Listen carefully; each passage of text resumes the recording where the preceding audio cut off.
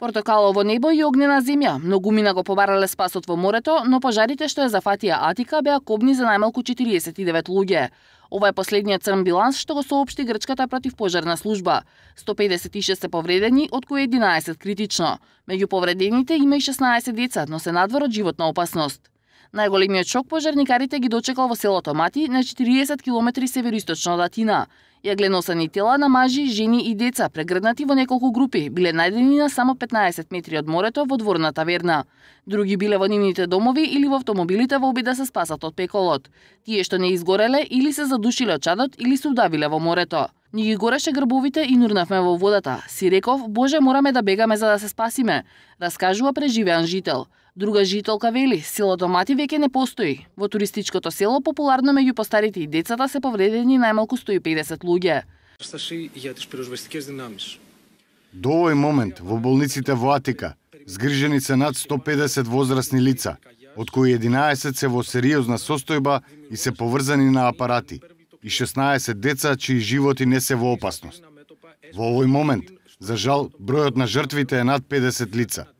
Противпожарната служба, во соработка со полицијата, продолжува со тешката задача на евиденцијата и информирањето ќе биде континуирано. Од друга страна, бродови на крајбрежната служба и нуркачки единици ја проверуваат областа за пронаоѓање на можни заглавени, додека до овој момент извлечени се вкупно 715 лица, главно од областа Мати. Спасувачките служби добиле голем број повици за исчезнати лица.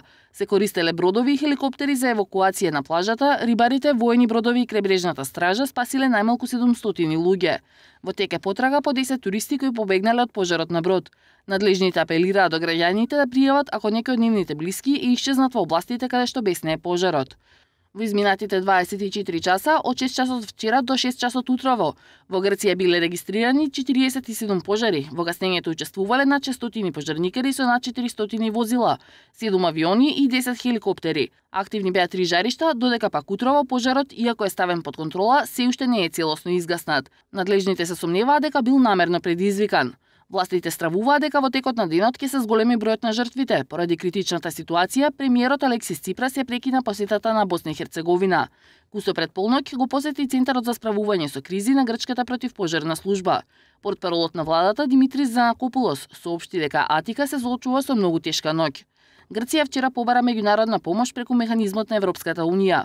Позитивно одговориле Шпанија и Кипар, а помош ќе добие и од САД. Владата на Македонија е во постојан контакт со грчките власти и понудена е помош уште од вчера. Дирекцијата за заштита и спасување веднаш ќе ги прати своите ресурси ако Атина побара помош. Министерството за надворешни соопшти дека досега немаат барања за помош од македонски граѓани и им препорачуваат да избегнуваат патување во регионите во областа на Атика во околината на Атина.